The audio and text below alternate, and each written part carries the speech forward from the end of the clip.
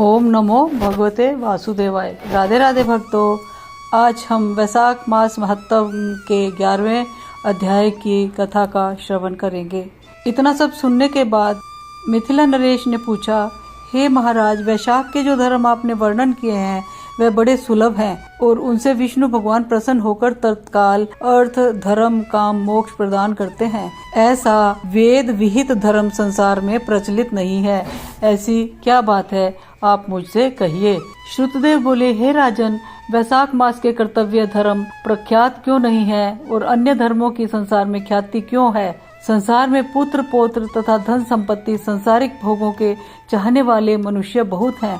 इसलिए राजस और तामस धर्म संसार में प्रख्यात हैं और जो इच्छा रहित सात्विक धर्म सुख प्राप्ति कर विष्णु भगवान को प्रसन्न करने वाले हैं वह पृथ्वी पर छिपाने योग्य हैं।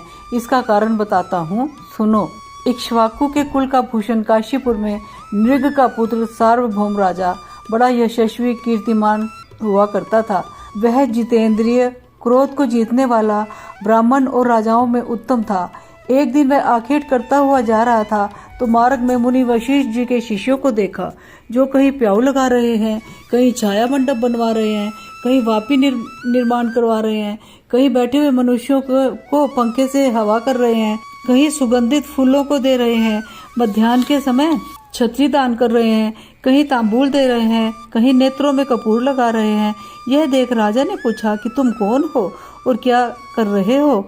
वे बोले, हम वैशाख में कर्तव्य धर्मों को गुरु वशिष्ठ जी की आज्ञा से पूर्ण कर रहे हैं, जिनके करने से धर्म, अर्थ, काम और मोक्ष मिलते हैं और विशेष फल तुम गुरु जी से जाकर पूछ लो। यह सब सुन राजा वहां से तत्काल चल दिया और वशिष्ठ जी के आश्रम में पहुंचा। इस प्रकार इस चक्रवर्ती राजा के राज्य शासन से यह धर्म वृक्ष सब देशों में विस्तार पूर्वक फैल गया। जो मनुष्य प्रमाद से भी इस राजा के नगरों में मर जाते थे, उनको निसंदेह विष्णु लोक प्राप्त होता था और यमलोक नहीं जाते थे, जिससे चित्रगुप्त को लिखने के लिए कुछ काम न रहा। सभी पापी लोगों से नरक खाली हो गया। तब नारद जी धर्मराज के पास जाकर बोले, हे राजन, नरक में पहले जैसे हाहाकार शब्द अब सुनाई नहीं देते। खोटे कर्म करने वाले, माया और दम से बड़े हुए पापी मनुष्य तुम्हारे लोक में क्यों नहीं आते? और चित्रगुप्त भी हाथ पर हाथ धरे बैठे हैं, इसका क्या कारण है? तब धर्मराज बोले, हे नारद, आजकल पृथ्वी का राजा ऋषिकेश पुराण पुरुषोत्तम भगवान का बड़ा भक्त है। उसने अपने देश भर में मुनादी करा दी है कि सब छोटे बड़े बूढ़े मेष की संक्रांति में मेष मास के धर्म का पालन करें। उल्लंघन करने पर दंड के भागी होंगे, जिसके भय से वहाँ की प्रजा के लोग वैशाख के धर्मों का पालन करते हैं। इस कारण उनको मेरा लोक में आने का मार्ग बंद हो गया है और सब ब्रह्म हत्या आदि पापों से छूटकर सीधे विष्णु पद को प्राप्त होते हैं। इसलिए मैं उस महाबली से युद्ध कर उसे मारूंगा। यदि वह मुझसे न मरेगा तो मैं ब्रह्मा जी के पास जा उनसे सब निवेदन कर स्वस्थ हो जाऊंगा। इस प्रकार नारद जी से सलाह कर मृत्यु, रोग, जरा आदि सेवकों तथा 50 कोटि यमदूतों को ले स्वयं यमराज दंड उठा भैंसा पर चढ़ पृथ्वी पर आए और शीघ्र ही उस राजा की पुरी को घेर लिया और महाशंखनाद करने लगे। जब राजा ने यह सुना कि यम ने मेरी नगरी पूरी घेर ली है, तब अत्यंत क्रोध कर राजा अपनी सारी सेना सजा नगर से बाहर आया। दोनों में घोर युद्ध हुआ। राजा ने यम की सारी सेना आदि को जीतकर क्षण भर में भगा दिया, जिससे क्रोध कर यमराज ने अपने अनेकों बाण चलाए और ढाल तलवार उठाकर राजा को मारने लगा। तब राजा ने 3 बाणों से यमराज के धनुष, ढाल, तलवार आदि सब काटकर गिरा दिए और एक तीक्ष्ण बाण यमराज के मस्तक में मारा। तब यम ने क्रोध कर अपना दंड उठाया और उसको ब्रह्मास्त्र से अभिमंत्रित कर राजा के ऊपर छोड़ दिया। यह देख विष्णु भगवान ने अपने भक्त की रक्षा के लिए सुदर्शन चक्र छोड़ा, जो रण में आ ब्रह्मास्त्र का निवारण कर यम को मारने को उद्यत हुआ। तब राजा सुदर्शन चक्र को नमस्कार कर स्तुति कर कहने लगा कि इस यम की रक्षा करिए। तब सुदर्शन चक्र राजा की स्तुति करने पर वैकुंठ को चला गया और यम बहुत उदास हो ब्रह्मा जी के पास गया, जहाँ लोकपाल और दिक्पाल बैठे उपासना कर रहे थे। उसने देखा चारों इतिहास पुराण शरीर धारण करे खड़े हैं, नदी सरोवर मूर्तिमान विराजमान है, पीपल आदि सभी वृक्ष खड़े हैं, बापी, कुआं, तालाब और पर्वत सब मूर्तिमान है। दिन रात, पक्ष, मास, कला, काष्ठा, निमेष, ऋतु, अयन, युग, संकल्प विकल्प निमेष उन्मेष ऋक्ष योग कारण योग करण पूर्णिमा अमावस्या सुख दुख भय लाभ अलाभ जय अजय सतोगुण रजोगुण तमोगुण शांत मूढ़ अतिपोर प्राकृतिक विकार कफ वात पित्त आदि सब चराचर मूर्तिवान सेवा में खड़े हैं। उनके बीच में यमराज सेवकों सहित लज्जावान हो मुखमलिन कटे वृक्ष की भांति जा गिरा और त्राही त्राही पुकारने लगा, जिसको देख सभी आपस में अचरज करने लगे कि यम के यहाँ आने का क्या कारण है। जिस यम को काम से क्षण भर भी अवकाश नहीं मिलता है, जिसके वस्त्र फट रहे हैं, चित्रगुप्त भी इसके पीछे पीछे ही आया है। यमराज कहने लगा, हे कमलासन, मेरी प्रतिष्ठा भंग हो गई, मुझे खूब पीटा है, मेरे वस्त्र आदि छीन लिए हैं, आपके होते हुए मेरी यह दुर्गति हुई है। यह सुन सभा में बड़ा भारी कोलाहल हुआ। तब पवन ने ब्रह्मा की सलाह से सबकी वाणी रोक दी और यम को वहां से उठाया और आसन पर बिठा पूछने लगा कि यह दुर्गति तुम्हारी किसने की है। तू कुशकेतु जो सबके पिता हैं, उनके सामने अपना वृतांत कह, वे तुम्हारे हृदयस्थ दुख को दूर करेंगे। तब पवन के कहने पर यमराज कुशकेतु के पुत्र के मुख की ओर देखकर बड़े दीन स्वर और गदगद वाणी से सत्य सत्य सब कुछ बताने लगे। ओम नमो भगवते वासुदेवाय। यम बोला, हे शंभो ब्राह्मण, मेरी बात सुनो, मेरा लोप हो गया है। मैं मरने से भी अधिक अपने पद के खंडन को अधिक मानता हूँ। हे कमलासन, अपने स्वामी के यहाँ रहकर उसके नियुक्त किए कार्य को जो नहीं करता है वह घुन बनता है। जो बिना कार्य किए खाता है तिर्यक योनि में जाकर 300 कल्प तक नरक भोगता है। जो मन लगाकर अपने स्वामी का काम पूरा नहीं करता है वह घोर नरक भोगकर कुआ की योनि पाता है। जो अपने कार्य में तत्पर रहकर स्वामी के कार्य को बिगाड़ देता है वह 300 कल्प तक चूहे की योनि पाता है। जो कार्य करने की सामर्थ्य होने पर भी घर रह जाता है वह बिल्ली की योनि पाता है। तो हे देव, मैं आपकी आज्ञा अनुसार प्रजा के पुण्य और पाप कर्मों का धर्मशास्त्र के जानने वाले मुनियों द्वारा भली भांति विचार कर कल्प के आदि वर्तमान में जो यातना होती है मैं वो उन्हें देता हूँ। हे प्रभु, अब मैं अपने इस कार्य को करने में समर्थ नहीं हूँ, क्योंकि कीर्तिमान राजा ने पृथ्वी से आपका नियोग उखाड़ दिया है। इस राजा के भय से समुद्र पर्यंत सब पृथ्वी के मनुष्य वैशाख के कर्तव्य धर्मों का पालन करते हैं।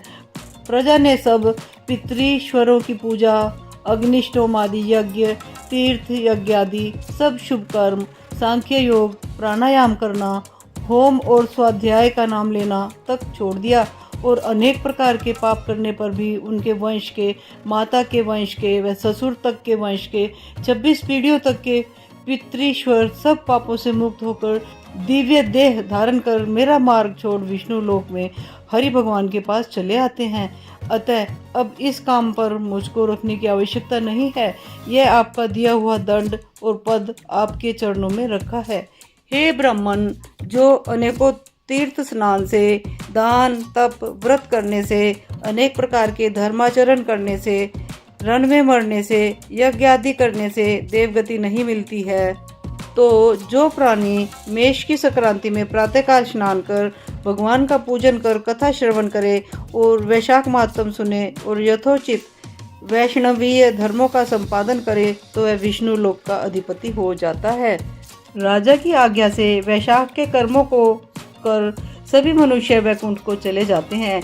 यह राजा मेरा तथा आपका परम शत्रु है। हे जगतपते, इस राजा का निग्रह करना उचित है। यदि हम उसकी उपेक्षा कर देंगे तो केवल विष्णु भगवान के चरणों का आश्रय लेकर वह राजा इस संपूर्ण लोक को वैकुंठ में ले जाएगा, इसमें संदेह नहीं। इस कीर्तिमान राजा ने मेरी लिपि दूर कर दी है, ऐसा किसी क्षत्रिय ने आज तक नहीं किया। हे प्रभु, पट मार्जन की बात तो पुराणों में भी नहीं सुनी। उस राजा के सिवाय भगवान में तत्पर राजा ऐसा कोई राजा नहीं हुआ जिसने पट मार्जन की घोषणा कर दी हो और यमलोक में आने का मार्ग रोक दिया हो। ओम नमो भगवते वासुदेवाय। ब्रह्मा जी कहने लगे कि हे यम, इसमें क्या आश्चर्य की बात है? क्यों दुखी होते हो? सद्गुणों से ईर्ष्या करना मरणांतक होता है। उसके उच्चारण मात्र से ही परम पद की प्राप्ति होती है। नगर के सब प्राणी राजा के शासन से विष्णु लोक को क्यों न जाएं, जिनकी जीवा पर हरि विराजमान है और जो विष्णु भगवान को प्रणाम करते हैं, स्मरण करते हैं और उनके गुणानुवाद गान करते हैं, उनको अश्वमेघ यज्ञों के समान फल मिलता है। संपूर्ण पाप दूर हो जाते हैं। भगवान प्रसन्न होने से विष्णु लोक प्राप्त कर सायुज्यता प्राप्त करते हैं। यह करने वाले कुरुक्षेत्र या सरस्वती में स्नान करने वालों को तो फिर से जन्म लेना पड़ता है, परंतु वैशाख मास में जो माधव भगवान के धर्मों का पालन करता है, उन पर विष्णु भगवान प्रसन्न होकर सदा उसकी सहायता करते हैं। हे सौम्य, उस राजा का प्रभाव मेरे वश में नहीं है, क्योंकि वासुदेव भगवान के भक्तों का अशुभ कहीं नहीं होता। उसको जन्म, मृत्यु, जरा, व्याधि आदि भय नहीं व्यापते। स्वामी के नियुक्त कार्य करने पर देहधारियों को कुछ अपराध नहीं होता। हे यम, अब तू इस कार्य को करने में असमर्थ है तो तेरा क्या दोष? तू शोक मत कर। ब्रह्मा जी के ऐसे कहने पर यम बहुत दुखी हो दीन वाणी से कहने लगा, हे तात, अब मुझे अपने काम पर जाने की इच्छा नहीं है। इस महावीर्यवान राजा को जब मैं अपने धर्म से चलायमान कर दूंगा, तब कृतकृत्य होऊंगा। हे कृपालु, आप मेरे इस कार्य को सिद्ध करा दीजिए, तब मैं फिर शासन करूंगा। यह बात सुन ब्रह्मा जी यम से कहने लगे कि इस विष्णु धर्मपरायण राजा का निग्रह तू नहीं कर सकता। फिर ब्रह्मा जी यम को साथ ले क्षीर सागर में विष्णु भगवान के पास गए और सांख्य योग द्वारा स्तुति करने लगे। तब विष्णु भगवान प्रकट हुए तो यम और ब्रह्मा ने प्रणाम किया। तत्पश्चात भगवान विष्णु ने उन दोनों से आने का कारण पूछा। ब्रह्मा जी बोले, हे श्रेष्ठ, आपके दास राजा के शासन में सब मनुष्य वैशाख धर्मों को करके विष्णु पद को प्राप्त करते चले जा रहे हैं। इसी कारण यमपुरी शून्य हो गई है। इससे अत्यंत दुखी होकर यह यम राजा से युद्ध करने गया और उसको मारने का दंड उठाया। तब आपके चक्र ने इसे परास्त कर दिया तो यह दुखी हो मेरे पास आया है। हम आपके महात्मा भक्तों को दंड देने की सामर्थ्य नहीं रखते, अतएव हे महाविभो, हम आपकी शरण में आए हैं। इसलिए हे प्रभु, उस राजा को दंड देकर आप अपने यम की रक्षा करिए।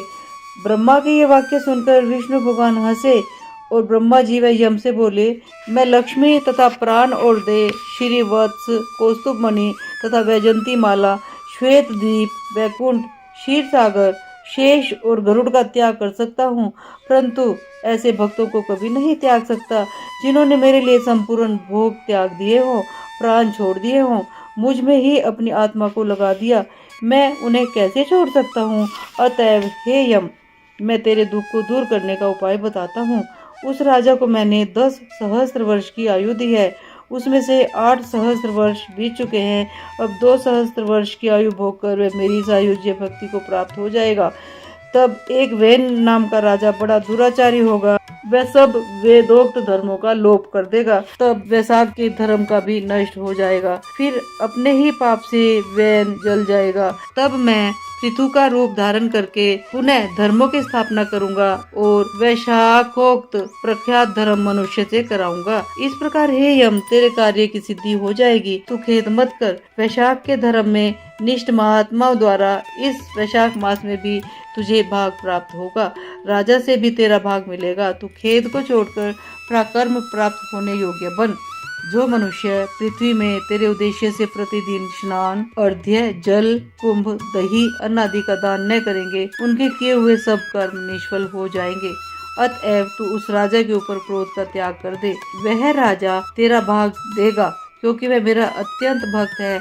और जो कोई प्राणी तेरा भाग देकर वैशाख धर्मों में प्रवृत्त हो, उनके धर्म में तो विघ्न मत करना। जो धर्म के पालन करता तुम्हें छोड़ केवल मेरा ही भजन करें, उनको तुम मेरी आज्ञा से अवश्य दंड देना। उस राजा से तुम्हें भाग दिलाने के लिए मैं अभी सुनंद को भेजता हूँ, वह वहाँ जाकर तुम्हें भाग दिलवाएगा। तब भगवान ने यम के सामने ही राजा को समझाने के लिए सुनंद को भेज दिया, जो राजा को समझाकर पुनः भगवान के पास आ गया। ऐसा यम को आश्वासन देकर विष्णु भगवान वहीं अंतर ध्यान हो गए तथा ब्रह्मा भी यम को समझाकर आज्ञा दे चले गए। यम भी कुछ प्रसन्न हो अपनी पुरी को चला गया। फिर सुनंद की आज्ञा पर राजा ने अपने राज्य में सारी प्रजा को प्रतिदिन यम के निमित्त स्नान, अर्घ्य आदि करने की तथा वैशाख के धर्मों में यम को भाग देने की सूचना करा दी कि अगर जो यमराज का भाग नहीं देगा, उसके वैशाख में दिए कर्मों का स्वयं अपना फल ले लेंगे। वैशाख की पूर्णमासी के दिन पहले धर्मराज के लिए जल का घड़ा दही तथा अन्न दान करना चाहिए। फिर पितृश्वरों के निमित्त, गुरु के निमित्त, पीछे जनार्दन मधुसूदन भगवान के निमित्त उनकी प्रतिमा बनवाकर धर्म के चलाने वाले गरीब ब्राह्मण को शीतल जल, दही, अन्न, तांबूल, दक्षिणा और फल कांसे के पत्र में रखकर अर्पण करने चाहिए। और राजा स्वयं भी ऐसा ही करने लगा। तत्पश्चात राजा अपनी शेष आयु को पूरी कर यथेष्ट भोग, पुत्र पौत्र आदि समेत बैकुंठ को चला गया। फिर वैन नाम का एक महानीच राजा हुआ। उसने सब धर्म तथा वैशाख धर्मों का लोप कर दिया। अतः सब प्राणी धर्मों को करना भूल गए। इसी कारण वैशाखोक्त धर्म बहुत प्रसिद्ध नहीं रहा। विष्णु भगवान के कोई विरले भक्ति इस धर्म को जानते हैं। ओम नमो भगवते वासुदेवाय।